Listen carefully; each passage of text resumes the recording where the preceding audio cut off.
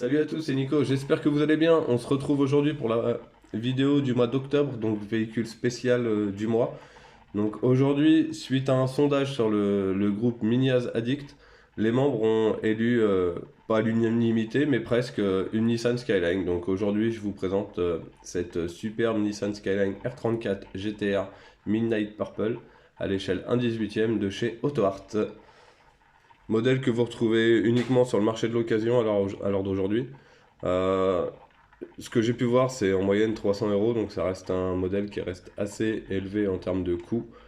Vous pouvez également le retrouver sur d'autres groupes. Je pense à Passion Japan Car et Préparateur 118, 143. C'est un très bon groupe, il est géré par Fabien et on y voit de très très beaux modèles également. Donc n'hésitez pas, si vous cherchez ce genre de véhicule, à rejoindre ce groupe afin de pouvoir trouver la perle qui vous ira. Alors, parlons un peu de cette voiture. Donc c'est une super miniature, hein, avec une couleur, il n'y a pas à dire, hein, c'est très très beau. Alors, tac, donc vous pouvez voir les jantes 6 branches qui changent un petit peu des TE37 de chez Raze. Hop, passons directement aux ouvrants. Alors, son petit popotin, hop, toujours ma petite clé, hein, très important. Ça évite de mettre, de forcer sur les ailerons, donc c'est pareil, ça je vous déconseille de forcer sur les ailerons, c'est le meilleur moyen de les décoller. Alors, donc comme vous pouvez voir, petite feutrine au coffre, un petit vérin, très sympathique. Donc c'est un modèle qui est sorti il y a un paquet d'années, hein, c'est sorti début 2000, hein, même peut-être un peu avant. Moi j'ai découvert cette miniature sur un magazine tuning qui date pareil des années 2000, hein, ça s'appelait Boost Tuning. Hop, tac. Donc je vous ouvre un petit peu le capot. Donc pareil, comme vous pouvez voir, la petite baguette de capot. Donc je vous rappelle, c'est un ancien modèle, donc on trouvait déjà les barrettes de capot. Donc sous le capot, bah, le fameux RB26 qu'on ne présente plus. Donc pour les novices, c'est un 2,6 litres biturbo. Donc c'est un 6 cylindres en ligne. Comme quoi, il n'y a pas que BM qui fait du 6 cylindres. Hop. Donc pareil, les charnières, vous voyez, hein, les charnières de capot sont un peu à l'ancienne. Hop. Alors, sur l'intérieur, on va passer à l'habitacle du coup. Tac. Donc, vous voyez, ça c'est pareil, c'est typique des anciennes. On a le cas souvent sur les Subaru, et puis vraiment, c'est les anciennes miniatures. Les charnières de portière n'étaient pas forcément high-tech. Hop, donc voyons voir l'intérieur.